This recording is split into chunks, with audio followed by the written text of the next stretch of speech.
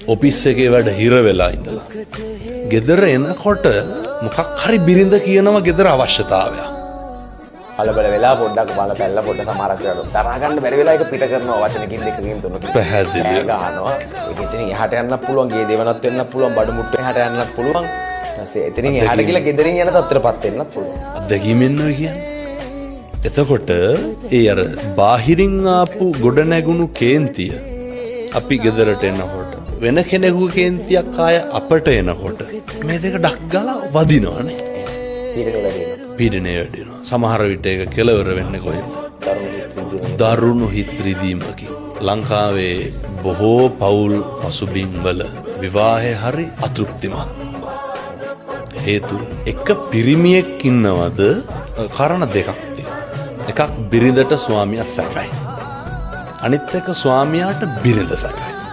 එහෙම නැත්නම් ඔය බේබදුකම හැබැයිකම මොකක් හරි මොක්කට හරි අර තානියම්බය.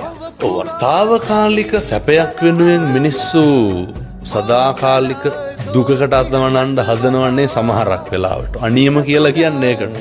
ගිනියමක්ම තමයි ඒක. ඒ කාරණා මත තමයි ප්‍රශ්න ඇති වෙන්නේ.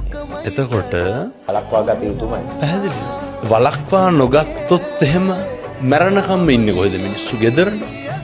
මරණකම්ම ඉන්න හදන්නේ ගෙදර මාලිගාවක් කරගන්න ඕනේ කියලා. අර පහලා තියෙනවද පවුල් පන්සල් වාගේ තියෙන්න ඕනේ. තියෙන්න ඕනේ කියලා. ඒකට එතරම් ගිනි ගන්නවා. ගිනි ගන්නවා. හිතට යන්නේ හිතෙන්නේ නැහැ. හිතෙන්නේ. දැන් කේන්ති යන්නේ. මම ඔයාගෙන් කෙලින්ම අහන්නේ හොඳේ. ගෙදර ඉන්නකොටද ඇවිස්සෙන්නේ කේන්ති යන්නේ යාළුවොත් එක්ක ඉන්නකොටද?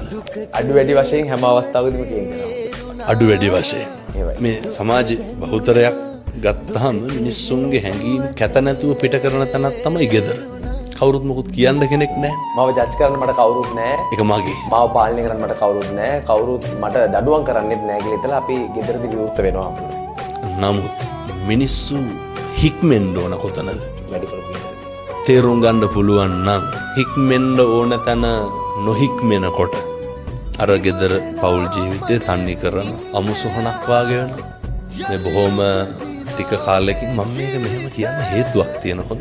අර මතකද අරනායක සාමසර කන්ද නායකයා 2016 හරි 17 හරි මට දිනේ වර්ෂය මතක නැහැ හරියට.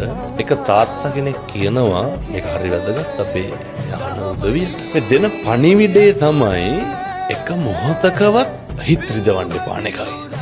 පුරුදු වෙන්න ඕන එක.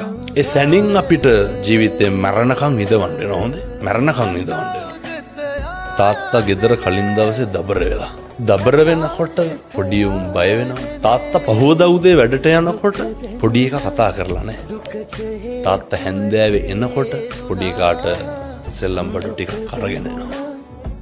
එනකොට මොකද්ද දැක්කේ? මුළු ගමම තනි පස් කන්දකට යට වෙලා. ඒක අස්සට දරුවක් ඉන්නවා ඒකේ. බිරිඳක් ඉන්නවා. ඒ පොඩි එකා මැරුණේ මොන හිතකින්ද? තාත්තා තරහ වෙලා.